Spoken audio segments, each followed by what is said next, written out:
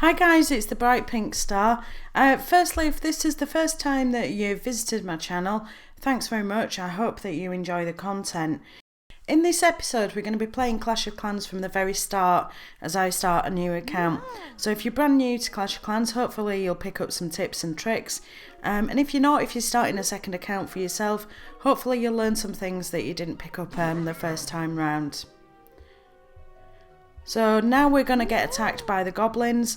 So they're telling us to build a cannon to defend our village.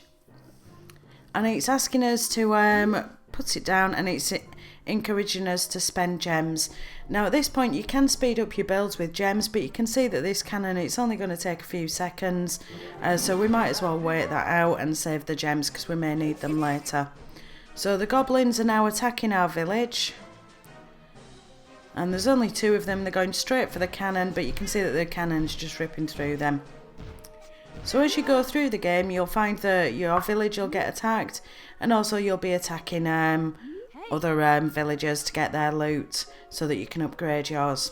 So we've been sent some wizards from the Ivory Tower to help us take care of the goblin camp. So we're just going to go into the single player, and it's instructing us to drop the wizards. Now a little tip, if you just use 2 wizards in the tutorial, you can actually save the other 3 because you don't unlock wizards until a later point in the game. So they can come in handy, or when I've started second accounts in the past, I just like to see how long I can keep hold of the wizards for. So there we've got 3 stars. Now we got the 3 stars because we destroyed all of it. But if you just destroy 50% of the base, you'll get 1 star. If you destroy the town hall, you'll get a 2nd star, and then when you destroy it completely, you get the 3rd star. So now the tutorial is going to ask you to buy a second builder's hut in the game. You can get a maximum of 5, but you'll use gems to buy those builder's huts, so I highly recommend getting all 5 if you can, and then you can do more upgrades at once because you'll need a builder per upgrade. So now we'll have a look at some of the resources in game. So the first one is elixir, which you can earn from pumps, and you'll need a storage for. You can also earn it by attacking other players. It's mainly used for building armies and also upgrading things like camps, barracks, and also troops when you progress further through the game. The next resource is gold. You can earn this through mines, which you'll build, which will mine gold for you. You'll also need a storage to store it, and you can earn it from attacking other players. In game, you'll use it for searching in multiplayer. You'll spend an amount of gold per base that you see to skip to the next one. You'll also spend it on upgrading defence and walls, and also upgrading your town hall. The next resource is Dark Elixir, which is quite similar to regular Elixir, except you don't unlock it until Town Hall level 7. You can earn it through building drills, which will drill so much Dark Elixir for you. You'll need a storage to store it in, and you can also earn it by attacking other players. The main uses for it are for building heroes and upgrading them, which come in from Town Hall level 7. For building armies, and also upgrading your Dark Elixir troops. With all these 3 resources, it's important to keep logging into the game to collect them from your drills, mines and pumps, otherwise they'll be available for another player to steal from you. Now whilst not a resource as such, it's more of an in-game currency, I thought it was probably worth mentioning gems in this section as well. So gems, you can earn them by removing bushes, stones and other obstacles, by completing achievements, and you can also buy them from the in-game shop if you so wish. They're used to buy builders, which will increase your productivity in game as you'll be able to do more upgrades, up to a maximum of 5 builders. You can use your gems to speed things up, like training armies. You can boost barracks and also boost resource collectors such as mines, pumps and drills. And you can also finish upgrades as well.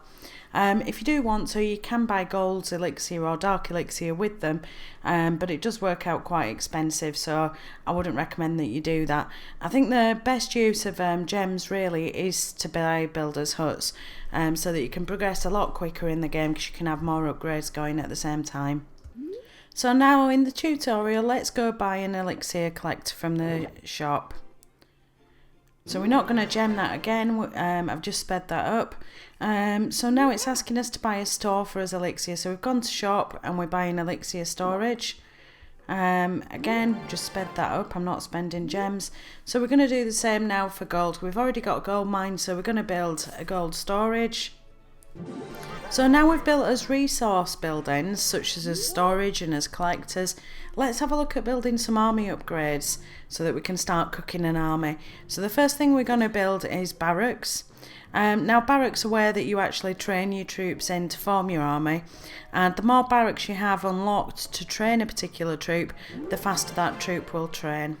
So we'll click on train troops and we'll hold down on the barbarian. It's asking us to gem it, but we're just going to ignore that.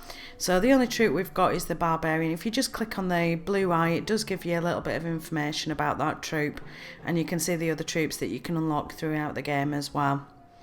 So we're just going to cut that because it's just going to take about 3 minutes, so we'll come back when that's finished.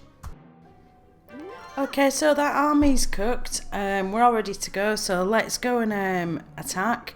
So we'll tap on the attack button, and you'll notice there's two choices. There's multiplayer, which is the one on the left, which is just greyed out at the moment because we're in the tutorial, and then there's the single player option, which we're going to go into and attack. Okay, so let's go and attack. So in this village, you can see there's an arch tower, and then there's the town hall, and there's another building. So we're going to work on that arch tower because there's no point attacking the other buildings while the arch tower's shooting at us. So we've just taken that down. Now I've just sped this up a bit. You can see we're just on course for a 3-star because there's nothing else shooting at us. And we've got the 3-star there. So that's just a little tip. Always make sure to take out the defence first. So now the game's asking me what I want to be called. Now I just put a bit of thought into what you want to be called because you can only change it once in game. So if you do end up choosing something stupid and you have to change it once you've used your chance really. So now we've got enough gold, we're going to upgrade the town hall to level 2. And I'm not going to gem it, obviously because I'm just saving my gems on this one. So at each town hall level when you upgrade, you unlock different buildings as you upgrade, and there's 11 town hall levels. There's also achievements which you can go to at the top left, and as you go through the achievements you'll get gems as a reward for some of those. So some of them start off as kind of low, but they do increase as you go through. The first achievement that you will get is upgrading your gold storage to level 2. And that's a good way if you want to look back and see when you first started the game, because it's usually sort of within the first about 10 minutes of playing the game. Another of the achievements is for removing bushes and obstacles, so you will receive gems as you remove them, but you will also get an achievement for removing a certain amount of them. It's worth bearing in mind if you do want to keep the stones that are currently in your base when you first start, if you do remove them, they've gone forever, whereas bushes and trees will come back. So if you do want to keep one as kind of a souvenir, try and pick one on the edge of your base, not to remove. Now the tutorial's kind of ended. The game's asking if I want to receive push notifications, which I've said okay to. What that'll do is it'll tell you when your army's ready for battle and when your shield's about to run out. We'll cover shields in the next video. But for now we're just going to cook up another army, and we're going to go and attack in a bit because we want to get some loot to upgrade our village. And we'll also have a quick look at the shop. So if we tap on the shop, you can see where it's got a number 1 above army and resource, etc. It's basically saying that there's some things I can buy in there. So I'm just going to buy another elixir collector. You can see again it's just taking about 10 seconds for that first level, which do increase as you upgrade through the game. We might as well have a gold mine as well, because those will keep getting resource for you, and it's free, so we might as well have them. Okay, that's it for episode 1 of this beginner's guide. The next video is going to cover attacking, some of the basics around attacking, so that'll be on my channel soon. But I hope you found this video useful and picked up some tips and tricks in there. If you have got any feedback or comments, please leave them in the comment section below.